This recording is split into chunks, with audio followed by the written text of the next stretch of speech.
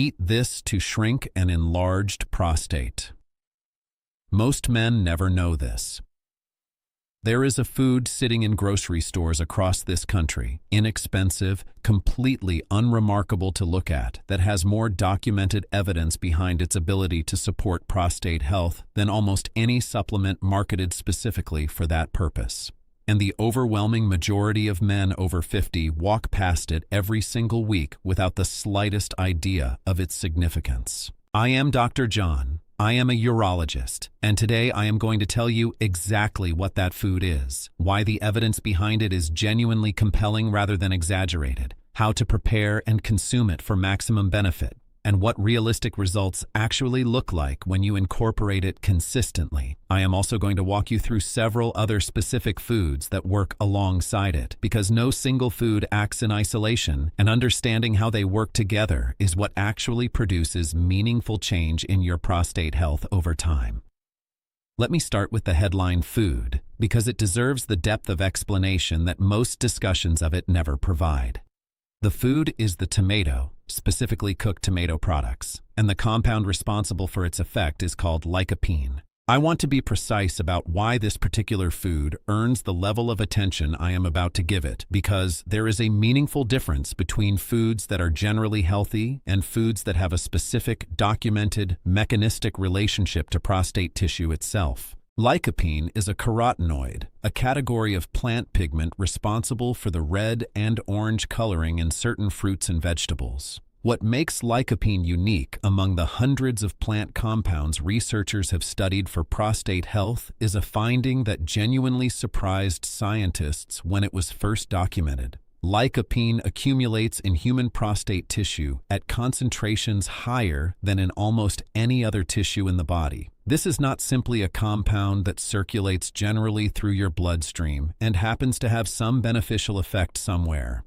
The prostate gland specifically concentrates lycopene to a degree that strongly suggests this tissue has a particular biological relationship with this compound. Once researchers identified that accumulation pattern, the natural next question was what lycopene actually does once it is sitting inside prostate tissue at those elevated concentrations. The answer turned out to involve several distinct mechanisms, each independently relevant to the biological processes driving both benign prostatic hyperplasia and prostate cancer risk. The first mechanism involves direct interference with cell cycle progression. Prostate cells, like all cells, move through a regulated cycle of growth and division.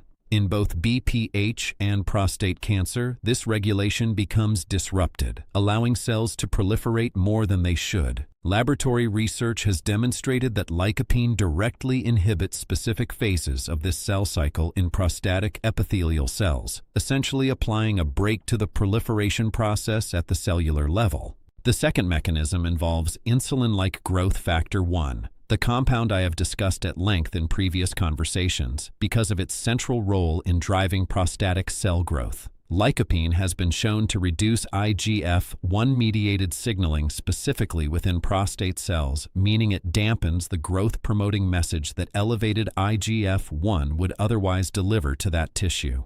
The third mechanism involves oxidative stress. Prostate tissue, due to its metabolic activity, generates reactive oxygen species as a natural byproduct of cellular function. When these reactive oxygen species accumulate beyond what the body's natural antioxidant defenses can neutralize, they damage cellular DNA and contribute to the kind of cellular changes associated with both inflammation and malignant transformation. Lycopene is among the most potent dietary antioxidants identified, and its concentration specifically within prostate tissue means it is positioned precisely where this antioxidant protection matters most. The fourth mechanism involves inflammation directly. As I have discussed extensively, chronic prostatic inflammation is now understood as a primary driver of BPH progression, rather than merely a downstream consequence of it. Lycopene has documented anti-inflammatory effects that extend specifically to prostatic tissue, reducing the inflammatory signaling that perpetuates the cycle of tissue growth and dysfunction. Now let me walk you through what the actual population-level research shows, because the laboratory mechanisms become considerably more compelling when paired with evidence from real human populations over time. A meta-analysis combining data from 21 separate prospective cohort studies, meaning studies that followed large groups of people forward in time and tracked their dietary patterns alongside their health outcomes, found that higher lycopene intake was associated with a 25% reduction in prostate cancer risk. This is not a single small study with a result that could easily be coincidental. This is a combined analysis drawing on the accumulated data of many independent research efforts pointing in the same direction. Research conducted through the Harvard School of Public Health, examining dietary patterns across a large population of men over an extended follow-up period, found that men who consumed tomato-based products 10 or more times per week had a 45% lower risk of developing prostate cancer compared to men who consumed fewer than 1.5 servings weekly. That is not a marginal difference. That is a substantial divergence in outcomes tied specifically to the frequency of tomato consumption. I want to address something directly here, because precision matters considerably more than enthusiasm when discussing nutrition science. This research specifically concerns tomato-based food products and their relationship to prostate cancer risk. The relationship between lycopene and benign prostatic hyperplasia specifically is supported by the mechanistic pathways I described: anti-inflammatory action, antioxidant protection, and interference with the same growth signaling pathways implicated in BPH, and by a smaller but still meaningful body of research specifically examining lycopene and BPH symptom severity. The cancer prevention research is the most extensive and most rigorously documented body of evidence specifically tied to tomato consumption, and I want you to understand that distinction clearly rather than blur the two together as though they were identical bodies of evidence. Now here's the detail about tomatoes that almost nobody understands correctly, and getting this wrong means you are consuming tomatoes without receiving anywhere near the benefit you could be. Lycopene bioavailability, meaning how much of the compound your body can actually absorb and use, depends enormously on how the tomato has been prepared. Raw tomatoes contain lycopene, but that lycopene is bound within a rigid cellular matrix that your digestive system struggles to break down efficiently. When tomatoes are cooked, particularly with heat over an extended period, that cellular matrix breaks down considerably, releasing lycopene in a form your body can absorb far more readily. Research directly comparing lycopene absorption from raw versus cooked tomato preparations has found that cooked tomato products deliver dramatically more bioavailable lycopene than the equivalent amount of raw tomato. This means tomato sauce, tomato paste, and well-cooked tomato-based dishes are actually superior delivery vehicles for lycopene compared to a fresh tomato salad, which runs directly counter to the general intuition that raw vegetables are always nutritionally superior to cooked ones. For this specific compound and this specific purpose, the opposite is true. There is a second factor that meaningfully affects lycopene absorption, and it involves fat. Lycopene is a fat-soluble compound, meaning your digestive system absorbs it considerably more efficiently when it is consumed alongside some dietary fat. This is precisely why tomato sauce prepared with olive oil or a tomato-based dish that includes some healthy fat content produces meaningfully higher lycopene absorption than tomato products consumed entirely without fat. Putting these two factors together gives you the optimal preparation method. Cooked tomato products, prepared with a meaningful amount of olive oil or another healthy fat source, consumed regularly rather than occasionally.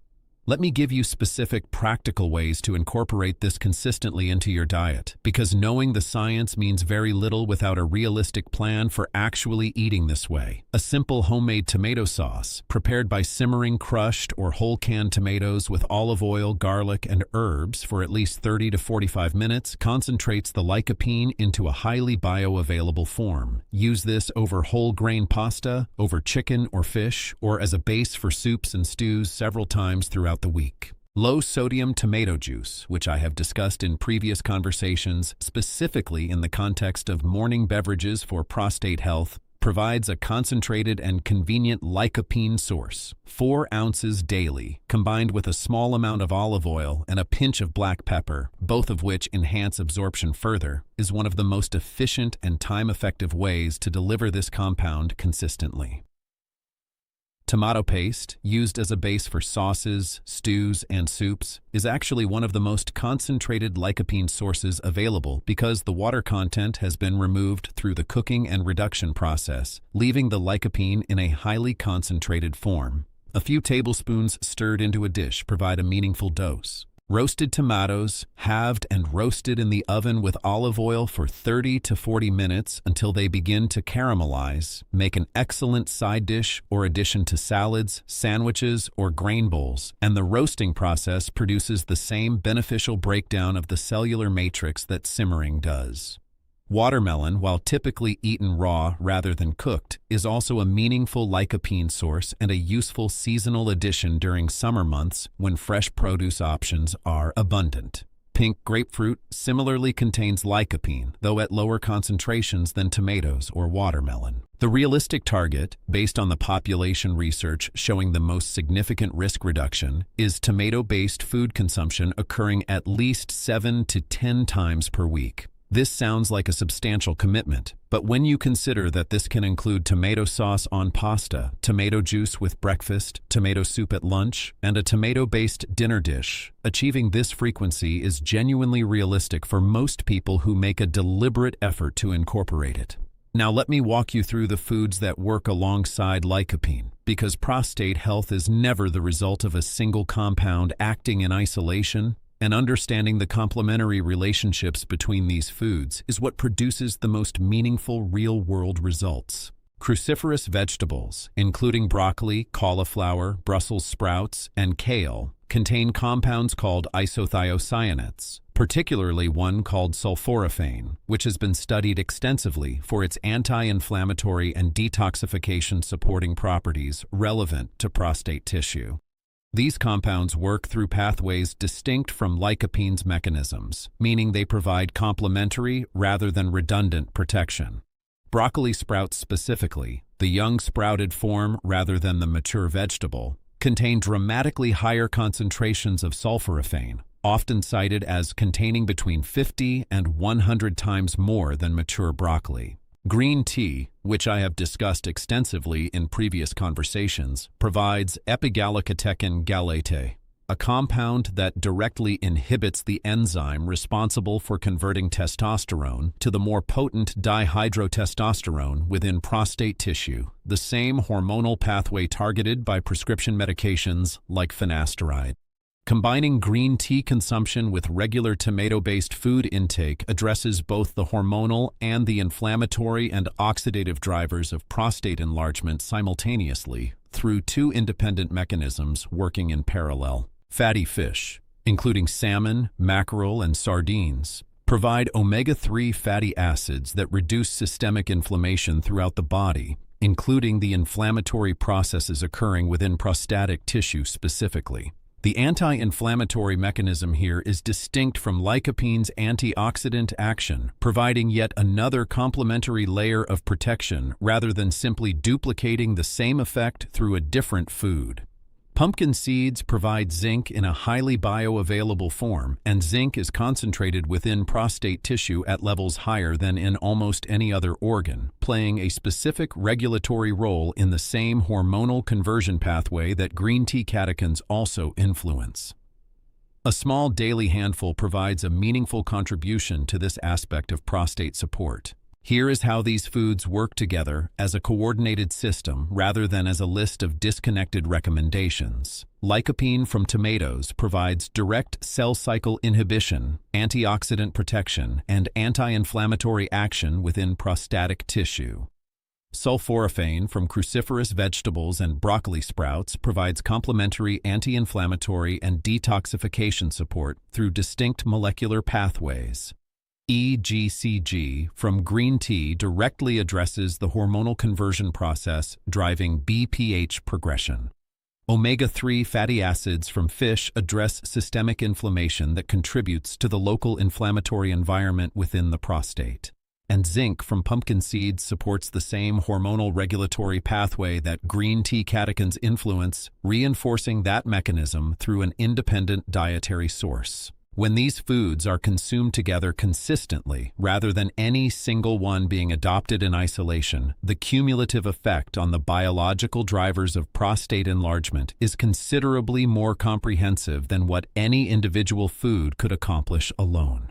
Let me give you a practical, realistic daily structure that incorporates all of these foods without requiring a dramatic overhaul of how you currently eat.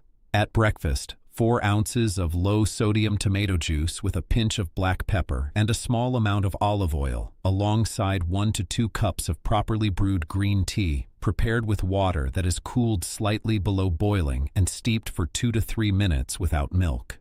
At lunch, a meal that incorporates either a tomato-based soup or a salad featuring fresh tomatoes alongside a serving of leafy greens or a small portion of broccoli, with olive oil as the dressing base. At dinner, a protein source rotating between fatty fish 2 to 3 times weekly and other lean proteins on alternating days, paired with a tomato-based sauce or side dish, alongside a serving of a cruciferous vegetable like broccoli, cauliflower, or Brussels sprouts.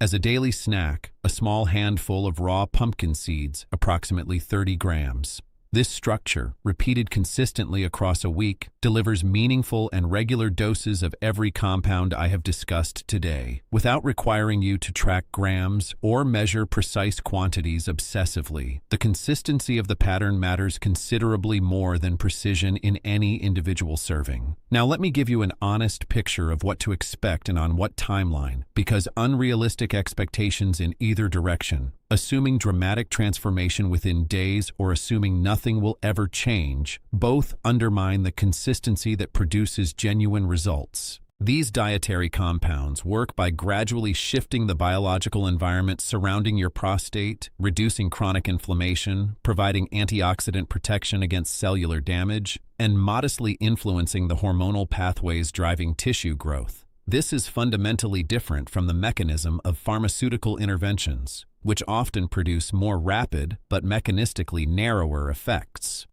Within the first 2 to 4 weeks of consistent implementation, most men do not notice dramatic symptomatic change, and that absence of immediate dramatic effect is normal and expected rather than a sign that the approach is not working. The changes occurring during this period are happening at the level of inflammatory markers and cellular signaling beneath the threshold of what produces a noticeable shift in urinary symptoms. Between 1 and 3 months of consistent dietary implementation, particularly when combined with the other behavioral interventions I have discussed in previous conversations, including regular movement, adequate hydration timing, and stress management, many men report measurable improvements in urinary symptom severity, including reduced urgency, improved stream quality, and decreased nighttime frequency. After 3 to 6 months of sustained consistency, the cumulative effect on systemic inflammation and the local prostatic environment becomes considerably more substantial, and some research examining dietary intervention in BPH populations has documented measurable changes in symptom scores and, in some cases, prostate volume measurements over this time frame. I want to be completely clear about something important before closing. Dietary intervention, however well supported by research, is not a substitute for medical evaluation and treatment when your BPH symptoms are moderate to severe, when you have significant post-void residual urine, or when any warning signs I have discussed in previous conversations are present. This approach works as a genuinely evidence-based complement to appropriate medical care, addressing the underlying biological drivers that medication alone often does not target. But it does not replace medication or procedural intervention when those are clinically indicated. Annual PSA testing and prostate examination after 50 remain non-negotiable, regardless of how comprehensively you implement any dietary approach. These screening tools identify the population of men whose prostate changes require an entirely different category of medical attention, one that no dietary pattern can substitute for. If you experience sudden inability to urinate, blood in your urine, or rapidly worsening symptoms, seek prompt medical evaluation regardless of how consistently you have been eating according to everything described today. Let me bring this all together with the single most important takeaway. Tomatoes, prepared and consumed correctly, specifically cooked rather than raw, combined with a source of dietary fat, consumed consistently several times throughout the week rather than occasionally, deliver one of the most well-documented dietary compounds available for supporting prostate health. Combined with green tea, cruciferous vegetables, fatty fish, and pumpkin seeds, working together through complementary biological mechanisms, this dietary pattern represents one of the most genuinely evidence-based, accessible, and inexpensive approaches available to any man over 50 who wants to take an active role in his own prostate health. This information has been sitting in the published research for years. It simply never makes its way into the brief clinical conversation that most men have with their physician about their prostate. Now you have it. This is Dr. John. Eat with intention. Your prostate is paying attention to what you feed it. I will see you in the next one.